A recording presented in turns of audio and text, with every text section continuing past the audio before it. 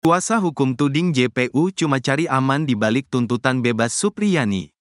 Kuasa hukum guru Supriyani, Andri Darmawan buka-bukaan terkait tuntutan bebas yang dilayangkan kepada kliennya.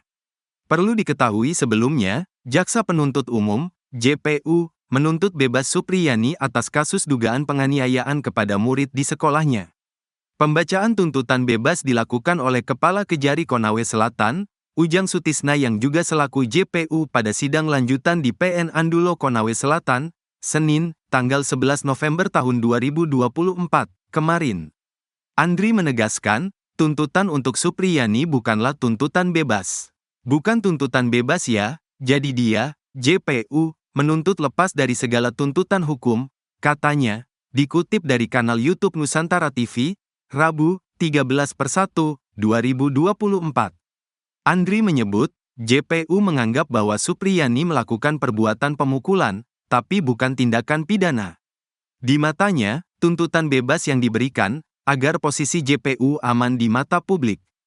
Kalau menilai bahwa sepertinya jaksa cari aman saja, karena di satu sisi dia menyatakan Supriyani terbukti melakukan perbuatan pemukulan, tapi di sisi lain dia menuntut bebas, lanjutnya. Pada akhirnya, Andri menilai tuntutan bebas JPU memiliki keanehan. Kejanggalan tersebut berasal dari pertimbangan JPU untuk menuntut bebas Supriyani. Aneh ya, karena kalau kami lihat pertimbangannya bahwa, kenapa dia menuntut lepas? Menuntut lepas karena menurut jaksa tidak ada mens rea niat jahat di situ terhadap apa yang dilakukan Supriyani. Menurut kami tuntutan JPU yang menyatakan Supriyani melakukan pemukulan itu cuma berdasarkan asumsi, urainya. Keraguan-raguan jaksa. Andri kemudian menyoroti jalannya sidang dari awal hingga pembacaan tuntutan. Ia menyebut, selama sidang jaksa kokoh dalam pendiriannya menyebutkan kejadian pemukulan terjadi pada jam 10. Namun ketika saksi-saksi dihadirkan, waktu tersebut berubah-ubah. Di persidangan anak-anak ini semua berubah keterangannya. Jadi ada yang mengatakan anak korban, pemukulan terjadi pada jam 8.30. Kemudian ada yang menyatakan jam 10, ada saksi yang menyatakan tidak tahu, katanya. Ia menilai, jaksa kebingungan menentukan waktu kejadian. Namun pada akhirnya, jaksa meyakini kejadian dalam rentan waktu jam 10. Nah, ini kan keraguan-raguan yang kami lihat bahwa jaksa sebenarnya tidak bisa memetakan dengan jelas kapan kejadian pemukulan. Jaksa cuma mendasarkan keterangan anak yang di dalam BAP itu semua serentak mengatakan jam 10, papar Andri. Andri juga menyoroti jaksa tidak bisa menguraikan secara jelas kronologi Supriyani dituding melakukan pemukulan kepada murid di sekolahnya. Jaksa meyakini bahwa pada saat kejadian pemukulan, tiba-tiba Supriyani masuk ke kelas korban dan langsung memukul. Nah, ini memang tuntutan yang absurd menurut kami, tegasnya. Atas tuntutan bebas ini, Andri akan mengajukan pledoi yang akan disampaikan dalam sidang pada Kamis, tanggal 14 November tahun 2024, besok. Berkali-kali membantah, Supriyani dalam kesempatannya mengaku sudah melakukan mediasi dengan Aibda WH selama lebih dari 5 kali. Pada setiap pertemuan, dirinya selalu didesak untuk mengakui perbuatannya dan meminta maaf. Saya sampaikan minta maaf, kalau pernah bikin salah selama mengajari anaknya. Tapi saya tidak mau dibilang memukuli anaknya karena itu saya tidak pernah lakukan. Pemukulan, katanya, dikutip dari tribunnews.ultra.com. Supriyani menegaskan, Aibda WH ngotot menjebloskannya ke penjara walaupun hanya sehari. Aibda WH ingin membuktikan Supriyani bersalah.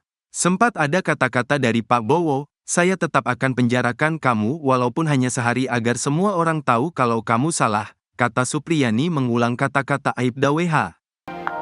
Kasus penganiayaan siswa SD di Kecamatan Baito, Konawe Selatan, Sulteng jadi sorotan lantaran guru honorer ditetapkan sebagai tersangka dan diminta uang damai. Penahanan guru Supriyani ditangguhkan dan dibebaskan dari lapas pada Selasa, 22 Oktober 2024.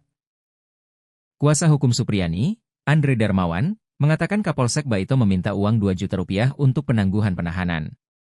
Setelah kasus dilimpahkan ke Kejaksaan Negeri Konawe Selatan, Supriyani kembali diperas oknum jaksa yakni dimintai uang 15 juta rupiah. Lantaran tak memiliki uang, Supriyani tak dapat memenuhi permintaan oknum jaksa. Diketahui, gaji Supriyani sebagai guru honorer hanya Rp300.000 per bulan.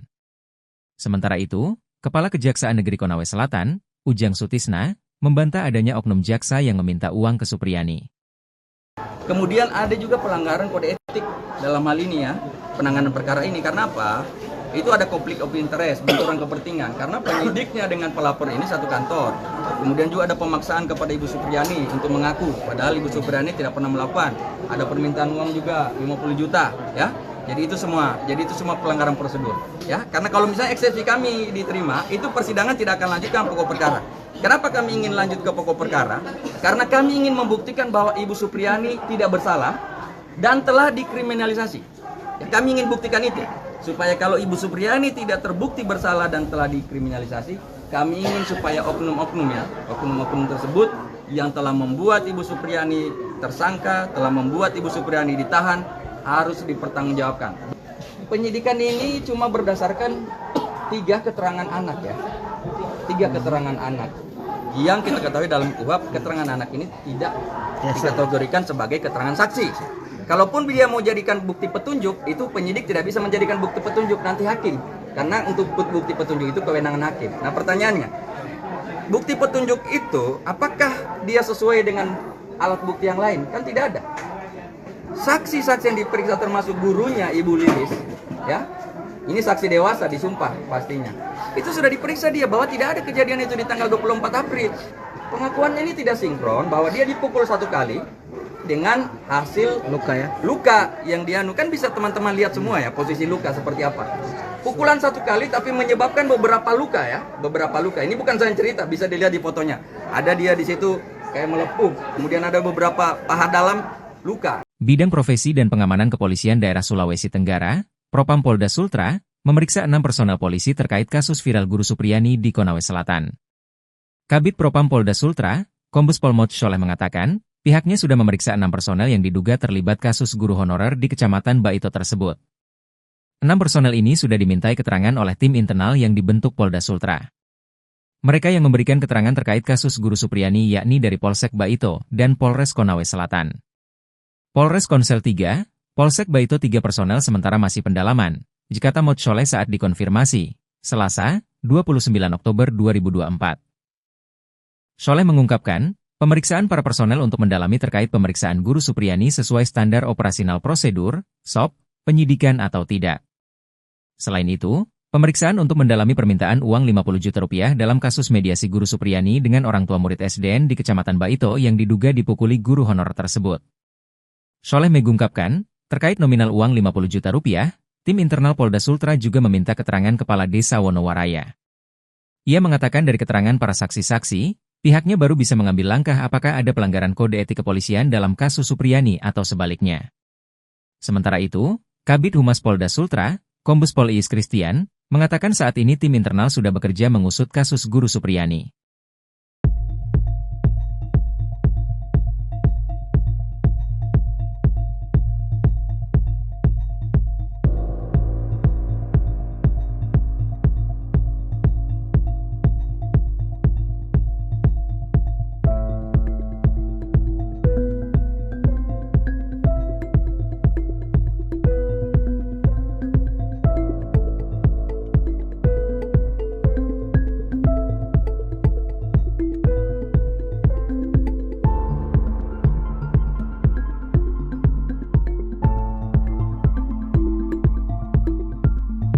Guru Supriyani menjalani sidang ketiga di Pengadilan Negeri Andoolo, Konawe Selatan, Sulawesi Tenggara, Sultra, Selasa, 29 Oktober 2024. Sidang dimulai pukul 9.40 WITA beragendakan pembacaan putusan sela oleh Majelis Hakim. Majelis Hakim memutuskan sidang kasus guru honorer Supriyani yang dituduh aniaya anak polisi dilanjutkan. Ketua Majelis Hakim, Stivi Rosano dan Hakim anggota Vivi Fatmawati Ali dan Sigit Jati dalam putusan selanya menolak eksepsi dari kuasa hukum Supriyani. Usai pembacaan putusan sela tersebut dilanjutkan dengan pemeriksaan saksi-saksi. Jaksa hadirkan 8 saksi, 3 diantaranya anak JPU langsung menghadirkan 8 saksi dalam persidangan tersebut.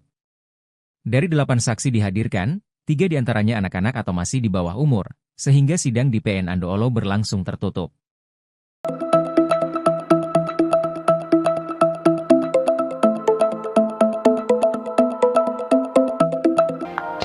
Geger, Mobil yang biasa ditumpangi guru honorer Supriyani ditembak oleh OTK. Dalam foto yang beredar kaca mobil tersebut pecah. Noval, pakar forensik lulusan S2 Ilmu Forensik Unair, ungkapkan hasil analisisnya tentang tembakan pada mobil yang ditumpangi guru Supriyani. Mobil tersebut adalah mobil dinas Camat Baito di Kabupaten Konawe Selatan, Provinsi Sulawesi Tenggara, Sultra. Pada hari Senin, 28/10, sekitar pukul 14.30 WITA, kaca mobil Daihatsu Terios itu pecah karena diduga ditembak. Saat itu mobil membawa PJ. Kepala Desa Ahuangguluri, Herwan Malengga, yang akan kembali ke kediamannya, Noval lantas menganalisis penyebab pecahnya kaca. Dia menyebut ada dua kemungkinan perihal penyebabnya, yakni diketapel menggunakan kelereng atau ditembak dengan softgun. Noval meragukan kaca mobil itu pecah karena lemparan batu.